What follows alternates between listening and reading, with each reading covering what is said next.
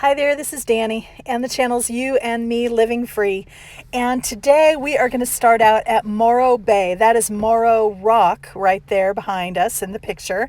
My first day here at this beach was cloudy, so I'm just going to let a few pictures run of the drizzly beach and kind of driving through the neighborhood while I tell you the backstory of how I even got here. So let's back up just a couple of visits, a week or so even. I was in Kanab, Utah. The plan was to go back to the Grand Canyon and spend some time out on BLM land, spend some time in nature, and just kind of take it easy this trip and slow down my pace some. Well, when I got to that point, I didn't feel like going to the Grand Canyon South Rim, and I didn't feel like slowing down my pace. So I was looking for the next point of inspiration and thought of something that I would really want to do. Well, then I thought, I really want to do California, but I feel like to do the whole state would take at least a month, and I don't have that kind of time or money because California is expensive. We know this, right? So I'm like, what could I do in California? I'm like, I could go up to the Redwoods, and that would be the northwest corner of the state, up by the coast up there, right? And I could work my way back down again. It would be a lot more driving and everything, and I thought, yeah, maybe I'll do that. And then I decided that was too much. It was going too far in the opposite direction. And then I thought, well, I'll go down to the Sequoias.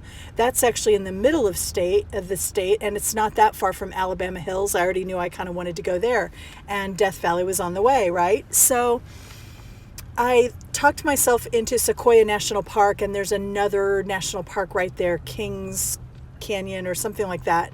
And I thought, oh, that'll be brilliant. That'll be beautiful. Well, when I looked at directions, it said your road is closed due to snow. And I was like, holy frick, what am I supposed to do here?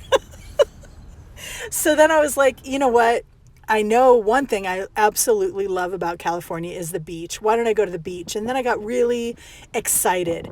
I have always loved Santa Barbara. I took a trip there about 6 years ago or so, and I love Santa Barbara. So I thought, okay, let me see how quickly I can get to the coast. Let me see how quickly I can get my toes into the sand, and I'll do that. So I asked in my Facebook group, and they said, oh, you have to go to Morro Bay. Oh, check out Avila Beach. I was like, okay. I set my route. I knew I was doing Santa Barbara, so it's those three things. So today we're going to cover Morro Bay and Avila Beach. And here is Morro Bay. This is Morro Rock at Morro Bay, which is actually a plug volcano, and I had to look that up. But I guess like 23 million years ago or so, this was a volcano, and there's a whole series of them. But this one just looks like it's out in the middle of nowhere. But what happens is then the magma comes up from the center of the earth and kind of plugs the volcano, and then everything that's not that kind of withers away around it, and so you're left with this big kind of magma flow right in the middle of, on this beach. And so it's really a unique, cool thing. And not only that, but the town is kind of laid back. It is very casual. It's not like completely high end or expensive or anything. It's very casual and approachable, yet it's gorgeous. And when I was at Morro Bay, I stayed at Morro Bay State Park, but you will not see a single picture of Morro Bay State Park anywhere in this video. And the reason is it was completely uninspiring. But here's the thing. If you get to be somewhere like this all day, then I don't really care about where I stay. And California is uniquely challenging as far as trying to find a place to stay without planning a long time in advance or anything like that. So I was lucky to get there, but it was a very forgettable campground with very limited resources for $35 a night, packed in close to everyone else. So it's nothing great.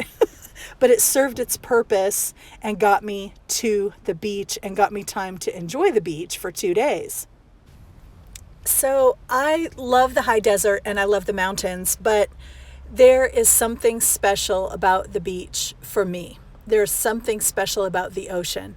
When I look at mountains, when I am in the mountains or in the forest, I can feel, especially the mountains, I can really feel like the majesty of nature and the magnificence, and it can send me into awe and just give me goosebumps, make me cry. But there's something about the ocean that makes me feel grounded, that makes me feel part of the universe, that makes me feel part of the all that is.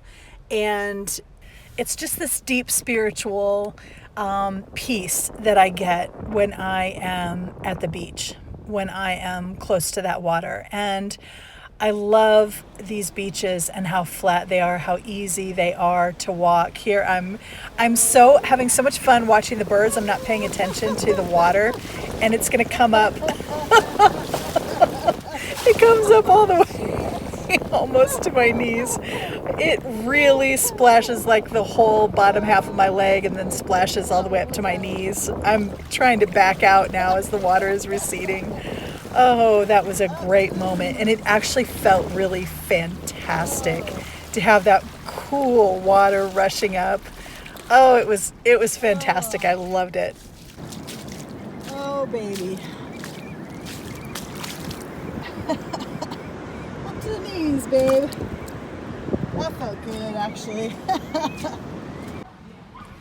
Okay, well, a short drive away, I don't remember, half an hour, maybe an hour and a half away, was Avila Beach. This is a little touristy town with a great beach and a great pier, and I loved it. This is one of those places that, if you drive down Highway 101, there are so many beach towns that you actually drive right through. This one was about 3 miles in from Highway 101 or something, so it's nothing that you would have just found by chance. I kind of felt like when someone told me to go here and I looked it up and decided to go, I kind of felt like I was in on a little secret. Like there were hardly any people here. It's kind of a small place. It's very nice, but it's also has kind of a casual feel to it. You can see all these restaurants and shops and everything. It's beautifully done and everything, but this time of year, it is almost empty. And do you know how joyous that is? Not only am I having my feet in the sand, not only am I walking down a long, gorgeous pier, I love a pier. I love walking on a pier out over the water. I love it so much. If I can't get into a boat or do a tour on the water or something, then the next best thing is like to walk out a pier and then just feel like you're out in the water and have kind of that same feeling a little bit. Here I'm looking down because the spaces between these like railroad ties get kind of big sometimes, and I was just freaking out in just the smallest little bit because I'm not very high up off the ground, but you can see the water moving beneath you. So if you're kind of looking down, you've got the water moving one way, you're moving the other way. It was a little bit not off-putting, but it made me off-center a little bit, off-kilter. It was kind of a strange little experience, but it was wonderful. This is what I love. This is what I'm talking about. When you look out and you see nothing but sea, and you're just like, holy cow. You think about just the majesty, the size, the everything that's going on under the surface. I think about why is the water blue? All of it, just it captures my imagination. It captures my soul. I love the water so much. I could cry like a little baby. But you guys are used to that if you've been watching me, right? So I cry. So what? I cry kind of easily. I remember there was a time when I went like years without crying, and now I can't even imagine that. I cry pretty easily, but I also get excited easily, right? Like I get emotional easily. I don't look at that as a negative. I look at it as a positive. I get excited by life. But I try not to let it kind of run me and be really reactive or anything if the reaction is negative, you know what I mean? So anyway, this is Avila Beach. I loved it. I thought it was fantastic. I'm going to go for a walk on the beach. I took a picture of these birds. They were being really funny before I started videoing them, and then once I got the video camera on, they stopped chasing each other around and being cute. So enough of them. I loved this little shop. I don't normally do the touristy shops. This whole time I have been out on the road, and so we're talking 7 months, give or take, maybe longer now. The only souvenirs I've ever bought were a koozie in Colorado in the Rockies, and then a koozie for my beer to keep it cold. And 2 stickers. Those are the only souvenirs I've ever bought.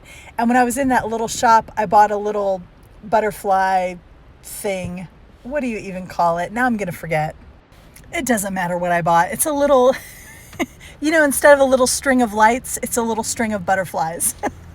And I bought a sticker on top of that. And why do you need to know this, you ask? I have no idea, but it probably wouldn't be one of my videos unless I did some rambling about completely senseless, unimportant things. So there you go. I can just say that I am happy to be in California. I do freaking love California, even with all of its challenges in places to stay and being expensive and gas and everything.